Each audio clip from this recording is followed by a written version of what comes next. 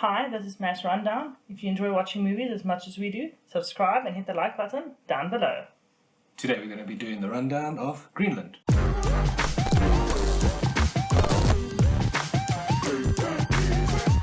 The film is directed by Rick Roman Waugh. It stars Gerard Butler as John Garrity. It has Morena Baccarin as Alison Garrity and Roger Dale Floyd as Nathan Garrity. The opening scene introduces us to John Garrity. He's a structural engineer and he's responsible for overseeing the build of this huge skyscraper.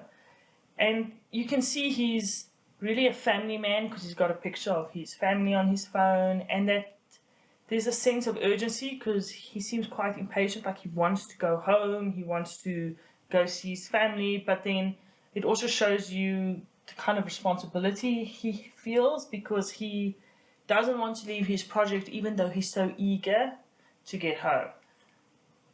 I interpreted it slightly different as a reluctance, almost a reluctance to leave. And later on we find out he's a bit estranged from his wife. There's been infidelity, there's been a breakdown in their relationship. So the reluctance does seem to fit in there, but the theme of the movie is urgency. There's urgency throughout everything, so urgency does also fit very well there. Yeah.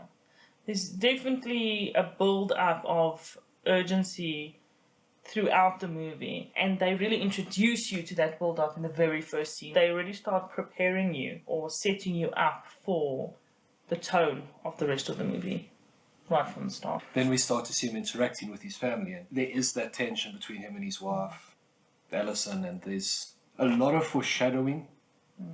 The kid has diabetes, and they make a big show of he has diabetes. Make sure he's had his medicine. Let's check his device. So diabetes is going to play into later on in the movie, and it does in a big way. A lot of foreshadowing. Yeah, they definitely do a good job with the foreshadowing with that, and they also introduce you to, I suppose, diabetes. So if you're not familiar with it, he's got a device that basically monitors his sugar levels, so that they can tell, is it too high, is it too low, so they know what type of medication he needs to have in between. So they set you up to have a basic understanding of how it works and its importance, and that, like William said, it's going to mean something later. And then the film, it's not a lot of starting material. Like, it kind of gives you a little bit on who everybody is, very briefly. He's a family man, his wife's estranged, they've got a son with diabetes. Okay, let's start the movie type of thing. It's very, let's go. A very little character build-up in the movie. So essentially, he's going home for his son's birthday party, even though him and his wife are estranged, and they've decided they're going to give it another go. When he does see his son is very happy to see him. So you can tell that they've got this really good relationship. So he must be a good father, who obviously messed up. And that's pretty much where all the action starts to kick off, because from then he gets a phone call. And this is one of the weirdest parts of the movie. He gets a phone call, which the government phones people and tells them you've been selected to be saved, basically, from this Armageddon. But they also broadcast it to all your smart devices. So like he's at his house, they're having the party, and it's broadcast to their TV screen, and everybody in the house is like, why are you getting this message? So I thought that was a bit weird. I would think that communicating straight to the cell phones is more than enough. It seemed like an overkill going for who doesn't have their cell phone on them? Like, sending it to my smart devices as well. You're asking for trouble. You're asking for people who were not selected to now know, wait, people have been selected to be saved from this. So that was a bit weird. I'm not so sure about that because at the end of the day, this evacuation is happening within hours. So to me, it feels like it was the government's attempt to really get people moving very quickly, because if they didn't get you on the phone, you're watching TV or you're on your computer, so it's a very smart way to reach out to everyone. Yes, of course, it has its downfalls because people who the message wasn't intended for obviously will see the message. But then again, you do want to make sure that you get those people that you would need to build a new civilization the message as quick as possible, because this is urgent, because Clark, which is essentially an extinction-sized comet, is going to hit the Earth any second. They thought it was going to pass, so they weren't really panicked. And then they realize, hey, no, it's not passing, it's not breaking down as much as we thought it was going to do. So we need to evacuate people quickly. I also feel like it was an interesting plot device because without other people seeing it, maybe no one knows about it, and then a lot of the other events that happen later on, we may not have actually seen. It was a good way to cause conflict, Yeah. without a doubt. And they constantly used the TVs and the radios and stuff for exposition throughout the movie, which was really cool. Like, even up until the second last scene, the radio was still on. People were still trying to broadcast what's going on. If you are hearing this broadcast, seek shelter immediately. What is it? What's going on? If you are hearing this broadcast, seek shelter immediately. Hang on, Nathan! So that was kind of cool. So you kept up, without the scientists sitting there explaining it to you, you kept up to date with what's happening. So that was cool. Yeah, because it's a very small scale movie almost, or focus on the movie rather, because it's about the family. And that's about that. It's not about, the scientists who saved the world and how the government is responding. The focus is really just on the Garrities and their journey to safety. The comets start coming down. We get a sudden lighting in the movie. From this light to a reddish-orange light. And it showed this impending doom, this impending... Something's going to happen. Until right at the end where it switches back to a white light, so okay, everything's fine again. But this is very well done. Yeah. Also, a lot of people didn't like it, and I thought it was used effectively to set the mood and the tone of the film. Yeah. And it did set the mood throughout the movie. That, along with this almost unsettling rumbling that was throughout the score, kind of made me feel unsettled and had me on edge. And I felt that urgency from the beginning with the lighting and stuff. They really played off on each other quite well. So you got the sense, okay, things are really dark, things aren't going well. And then right towards the end, when it actually went much more brighter, and you're like, okay, things are okay now. So you kind of moved with the movie as it went along. We were given quite a few good scenes of comets hitting the earth, shockwave hitting the house. Things were in the trailer, a lot of the good scenes were in the trailer, but not too bad. Not the Simpsons level. They get interrupted in this party with the message that's been broadcasted saying that they've been selected. So all their friends see that they've been selected, see that they've been told to go somewhere. And they essentially end the party. Everyone goes home because everyone kind of has this feeling, okay, something's not going to go well here. And that's shortly after the first shockwave as well. So you know something big's happening. They just pack up their stuff. It's quite frantic. They make sure to take his medication, his diabetes medication. And on the way, when they're driving out, you'll see wrenching because his very good friend comes and speaks to him, as they're driving out through the car window and says, what's happening? Please let us know. Why were you chosen? Just to try and get a feel. And you can see his friend is panicking and is quite upset. But in the end, they kind of have this agreement that, we're doing what we can. We'll try and let you know what's happening if we can. And his friend eventually does understand and says, okay, get going, let us know. But as they drive off, one of his other friends, one of the neighbors, actually brings the daughter and begs them just to take the daughter with. The daughter. Mm-hmm. And I can understand both sides. I can understand wanting to save at least your child. Please save my child. I get that. Rather die with your family than turned out at a military base all alone. Because she would have been turned away. They'll be clear. It's you, your son, and your wife. That's it. Anybody else will be turned away. So you don't want a girl to die all alone. Yeah. Essentially. It's an odd choice, but... And I read a lot of people didn't like him for his choice there. It's a tough choice. It's a crappy choice, but it's kind of a choice you have to make. Yeah, because without a doubt he can't leave her alone at the airport, and he can't stay behind and risk his family as well. So he's stuck between a rock and a hard place, and either choice is going to leave people upset. But I think he made the hard choice, but the good choice at the end of the day, the right choice. As sad as it is for everyone else, but it was very dramatic and sad. Foreshadowing straight away where the kid takes his blanket out of his bag and his medicine falls on the floor. And they're like very focused in on that. So, back and haunts everyone. Yeah, And then, of course, getting there straight away, that's a problem. as soon as they get to the airport, they have to move their belongings all into one bag, and they notice immediately his medication isn't there. So obviously, John has to go back to the car to go find the medicine because his son will die without it. I mean, it's that serious. And then it opens up the door for everybody finding out, wait, this kid has diabetes. We're not taking people who are sick. Like, can understand and not understand at the same time. It was full of a lot of shitty choices where you kind of chose this or you were the bad guy. And you didn't really have much of a choice. So the government were the bad guy because they didn't want to take any sick people. But I can understand not wanting to take sick people. If you're going to be hunkered down in a bunker for 3 years, who knows? Diabetes medicine for 3 years. You can't have half your population dying. Yeah. Yeah. Full of shitty choices. Of difficult choices, and mother is screaming at the officer who's in charge, and she's like, my family wasn't chosen.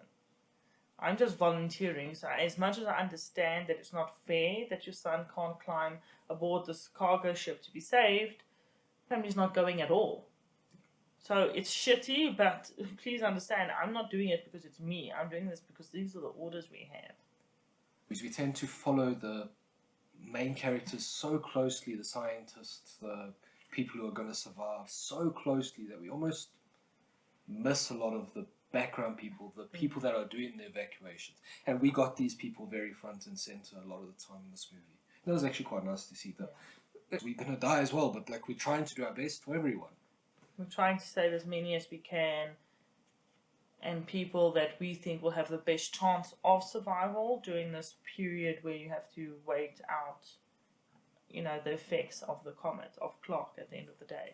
So it's nice, but at the same time, they're trying their best because there's not a lot of time, there's limited space, so they're doing what they can. You into seeing the best and worst in people, because we'll obviously find out about this evacuation, and they found out where it's taking place because people were privy to this private message, even though they weren't supposed to get it on TV. And so they actually come and raid the airport where the planes are taking off for all the people that were selected. And it ends up in chaos because there's people with guns, they start shooting the military themselves are just trying to do their job because a lot of them aren't going either, end up blowing up the plane. Yeah. And so they end up killing people. People did in there. The whole base ended up exploding. It was Quite intense. bad. Yeah, so they do. They end up killing people Yeah. because they're upset that they weren't selected. Theme of the best and worst follows through the whole movie. In a pharmacy with somebody helping their, looks like grandmother or elderly mother to get their medicine, and at that point it's so they're taking their medicine. You can see everybody's just taking what they need, and then looters rush into the store and they start attacking everyone and killing everyone and stealing the medicine. So like you got the best of people helping each other, trying to get medicine. You got the worst of people killing everybody.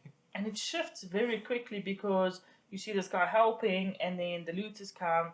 Then there's this explosion of violence, and they shoot the elderly lady. And then but later you see the compassion because the same looters that had shot the woman now allows Betty to leave with her son. She just looks up the looters like, okay, my son's sick, can we just go? And the guy's like, yes, go. So the contrast shifts so quickly between the best and worst in people. John running back to the car to get the medicine, and Alison and her son getting turned away because he has diabetes, they're separated. And like it's a very good metaphor for their relationship because they're separated and they do come back together, and you know they're going to come back together at a later point. So it serves as this stand-in for how their relationship has progressed to, they were broken apart, but they've come back together physically and they've come back together properly together. But then while they're separated, we give them again more insights into the best and worst of people. Stop and help and her son pick her up and say they're going to help her get to her parents' house. And while they're driving, they realize they've got bans because the government gave them bans so they can get onto the airplanes. So they kidnap the son, in essence. They chuck her out of the car and kidnap the son and want to pose as the family to get onto one of these planes.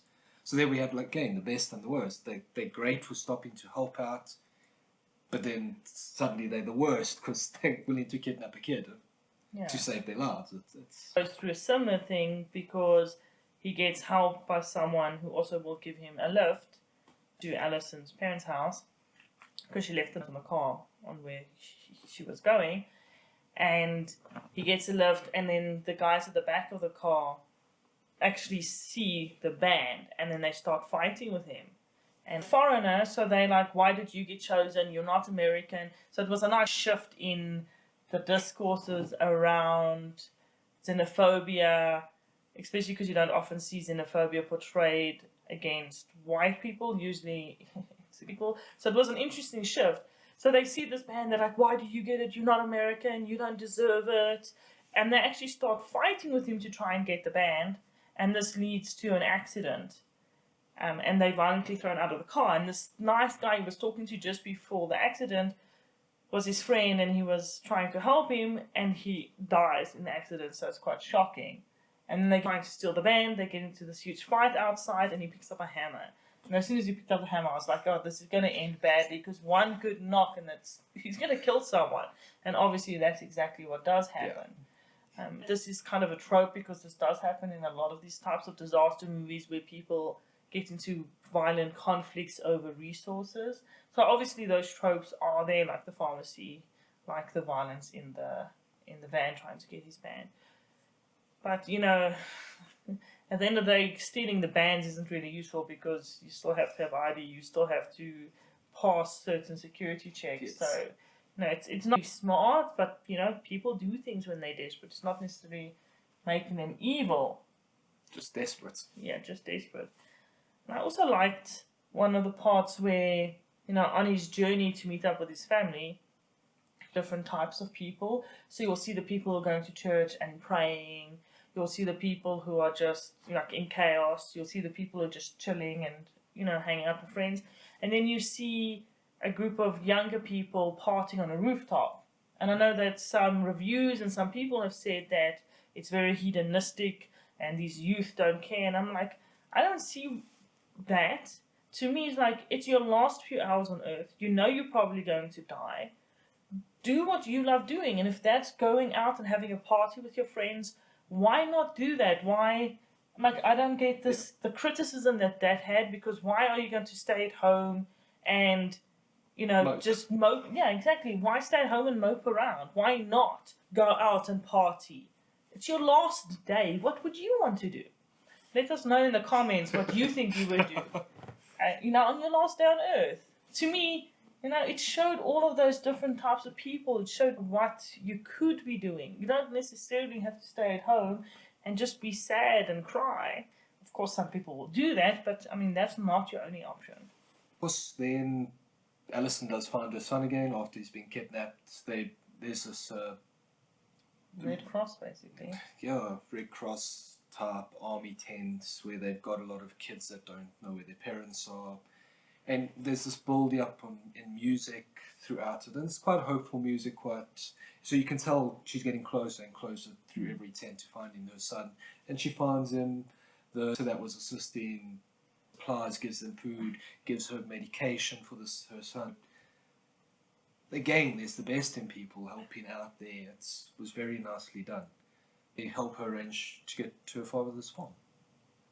Everybody meets up at the farm. It was played by Scott Glenn. Did a good job. The calming presence in the movie. I mean, everybody was frantic, everybody was rushing, everybody had to save everybody. And he was chilled. He was, it's the end of the world, it's fine. He's made his peace type of character, which was nice too. It did change the pacing, and one of the things we spoke about in the spoiler-free review was the pacing was very frantic. This was the one scene where they tried to slow it down, and he did a good job at slowing it down, even though it was a rush to get through the next scene still. Yeah. So it could have been slowed down a little bit more in that piece, just to give people a little bit of reprieve from this very anxiety-building urgency that the whole movie had. But it was still a nice at the end of the day. And they also gave a little bit more background story here on why is Alison and John's relationship not great. And it's because he had an affair, and that they've tried to work on this, and her father obviously knows about it. This beautiful, warming feeling to the scene, because right before they leave, because obviously John, Alison, and the son continue to try and get to the safe place, which is Greenland. To get there, he polishes his gun, gives them his truck, he can make it. And like William said, he's at peace. He feels like he's lived his life. He's not going to rush and try and get anywhere. He sits and plays cards with his friends, the old timers. And he's just like, you know what, I'm happy, I've lived my life. If my daughter can try and get to safety, and my grandson and her husband, then it's nice. And right before they left, he had almost like this fatherly nod to John. Like, you know what, I forgive you basically for breaking my daughter's heart, and please do your best. I like that. In essence, you acknowledge you're trying to make up for it, and you're trying to save them, and that's the right thing to do. Yeah, and I trust you to do it. Yeah. But where you see the good in people is, even though John hasn't really necessarily stopped to help a lot of people throughout the movie, at one stage, once they're in the truck and they're going back, going on with the journey to get to Greenland, where there's loads of fireballs coming down. And he actually gets out of his truck once they find some shelter under a bridge and saves a guy who's basically burning alive in his car. Yeah. And he gets burned quite severely himself. So that was quite nice. It's also an attempt at a redemption type arc, because he had just killed someone. They made a big point of him trying to wash the blood off his hands, and he was washing his hands constantly up until that point. This redemption, I've taken a life now, saved a life almost, tried to balance the scales type of thing. And I think it was done quite well. It was done nicely. It wasn't too in your face. Yeah, and there was more redemption in terms of the broken relationship, and then they come back together at her father's farm, and there's this sense of forgiveness throughout, and he's already redeemed himself. So they do try and show people can have flaws, and they can actually redeem themselves and be better, and you're not necessarily stuck in your mistakes of the past. Eventually get to the airplane going to Greenland. They force their way onto the plane. Like, they leave the pilot no choice. They force their way on, but again, going to lengths to save his family. It's that I'm going to do what I can. And the pilot, to his credit, doesn't want to let them on, but does what he can to save as many people as possible. So I felt like the pilot was really redeeming character, because he asked about the weight, and his thing was that it's not that he didn't want to take them. He already had a lot of people on the plane, and his concern was that they were going to be too heavy and cause the plane to crash. Yeah. So as much as he wants to help as many people as he can, he also has to be realistic that the plane can only carry a certain amount of weight before it's not going to be able to fly properly. So again, these hard choices that people are having to make. This movie was about hard choices. And I suppose at the end of the world, when everything's falling apart, you have to make hard choices. I was particularly sad when the pilot actually ended up dying, because he gets them to Greenland, and then there's a shockwave from one of the comets hitting, one of the pieces of clock hitting the ground, and they actually crash. And the pilot does his very best to make sure he saves all his passengers. John actually goes to check on the pilot after they've crashed and everyone's okay. The pilot is alive, so John wants to take him out, but he's mortally wounded, and obviously the pilot knows this. And he's like, no, go, because time is running out. They have literal minutes at this point to get to the base in Greenland. And of course, like all these movies, literal last second they get into the base and close it down. You never have any... It's not like, oh, we got in, cool, we have an hour to chill before stuff happens, or it's always at the very last second. So it builds that suspense, but it very falls into that trope of the race against time. Oh, we made it just in time. In the nick of time. But I really liked right at the end when they get out of the plane and they just go over this hill and they see the military base and they see military cars and stuff going into the bases so they can lock down because it's right at the end. The military sees the people and they just come and load them and like, you know what, you've made it this far, you deserve to be in. There's not like, who are you? No, you can't stay. They're just like, okay, you're coming. Let's go. And so they actually lead them in. And Clark then hits at this point as they get into the base within the nick of time, and they move on to this almost flashback, or at least John has this flashback on his past. And I thought that was really beautiful because they set this up a little bit earlier in the movie where the son asks about death, because obviously a lot of people are panicking and the son is really worried, what's it going to be like when you die? And I think, a lot of people would be worried about that, especially children. And so it was a very sad piece when he asks his mom, what's it like? And so obviously in a lot of movies you hear that you have these flashbacks of your life. And the son is like, what would be better? As kids do so beautifully and so innocently. He turns it around and is like, what would be beautiful? If we did these flashbacks when we were still alive. Almost giving this message that, what? Actually, we don't need to only reflect on our life just before death. It would be beautiful if we reflected on it throughout our life. And so in the bunker, his dad starts having this flashback, and without that context, you would almost think, okay, they're dead. Yeah. Because that's what you expect. Common tropes that are in the media and in films is that you have flashbacks when you die. But for me, I felt like, no, they're not dying. I felt like the flashbacks were hopeful, which was quite a shift from what we would normally expect from a flashback. And quite a shift from the tone of the movie, because the movie was not a hopeful movie. It was not everybody's going to survive. The movie was desperation, it was despair, it was everybody's going to die. So having that bit of hope then was quite nice. And I personally would have loved it if he had the flashback and they cut the movie there and that was it. And left it open to us. He survived, they didn't survive, doesn't matter. Make your own ending type of thing. Open endings don't always work. They very seldomly work. It would have worked wonderfully there. So if you're watching it, turn it off at the flashback. That's a good place to turn it off. I don't like open-ended movies, so I was glad it didn't just end there. But I do agree that, if they had ended it there, it wouldn't have been a bad movie. It still would have been a good end. Yeah. But essentially, just after it's quite black and you're like, okay, is this the end? What's going on? And then they show them actually coming out and they're seeing light, and it's been months of being locked up. And what you see is a bunch of birds flying and singing, and it's almost like this peacefulness that the birds give you. And I know that the imagery of birds were used throughout the movie, because in the beginning piece, when you have just before the first aftershock hits them, the birds are like fleeing, and there's going to be trouble, because if birds are flying away and they all frantic, something's coming. So they almost set you up, Yes. for the disaster coming. And so it was nice that they tied that in right at the end with the birds playing, because then you can once again feel this overwhelming sense of hope and it's going to be okay. And again, the light switched in. It was no longer the orange glow. It was light again. It was bright. The constant rumble that was throughout the film was gone. When she found her son, and at the very end, they played the same music, the same score. When she found her son, the rumble underneath it was still present. So that rumble, even though it was uplifting music, it was still quite an undertone of unsettling, an undertone of despair. Here it was just the music playing, so it was, okay, cool, this is it. We've got through. We've survived. It's yay.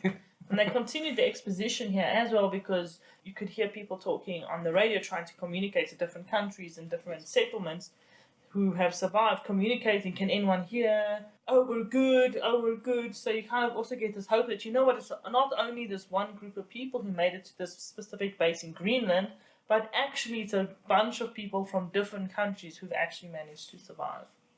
So that was also very hopeful and very nice. And yeah, I enjoyed that they actually kept that type of exposition throughout the movie. You could tell it broke from the general disaster movie tropes here, because there was no word from South Africa. And South Africa always survives these movies. And the day after tomorrow, everybody rushes south to South Africa and that, because we always survive. We're always the high place. We're the best place to be. This movie, no word from South Africa, so maybe a bit unrealistic. Yeah, but it's true. In a lot of the disaster movies, even in some of the alien invasion movies, South Africa is generally unaffected They're all good. or better off than most places. And a lot of it's got to do with the fact that we're on a high fault. So we're quite high. We're not at sea level. Yeah. So we would survive a lot of tsunamis and those Yes. kind of things. Like no fault lines here. Yeah, no earthquakes, no acid rain, none of that weird stuff. So I can see why they often have South Africa or Southern Africa at the very least often surviving.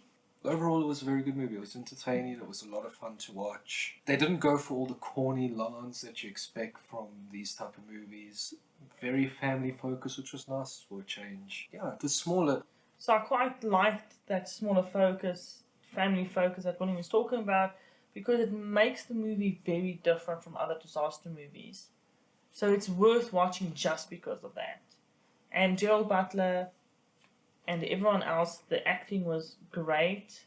I like the fact that the son was lustless because someone with diabetes, which is quite unregulated, and someone who's under a lot of stress, which would aggravate that level of unregulatedness. Yes. It was a nice reflection of that. You know, I like the fact that he portrayed sick. He wasn't happy and jumping up and down or overly anything. He was quite grounded. So I think the actor did an amazing job with that. So just all in all, acting was great. The storyline was nice. It was a bit different from your general disaster movies, even though it had some of the tropes you expect in a disaster movie. It was different enough. So I would definitely say give it a watch if you haven't already. It was very entertaining. So originally we gave it a 6.5. After reflection, still a 6.5. Worth a watch. I obviously liked it more than William did because, I love disaster movies. William not so much, but in general it was still good. And it was something we still enjoyed watching together. Bye! Later.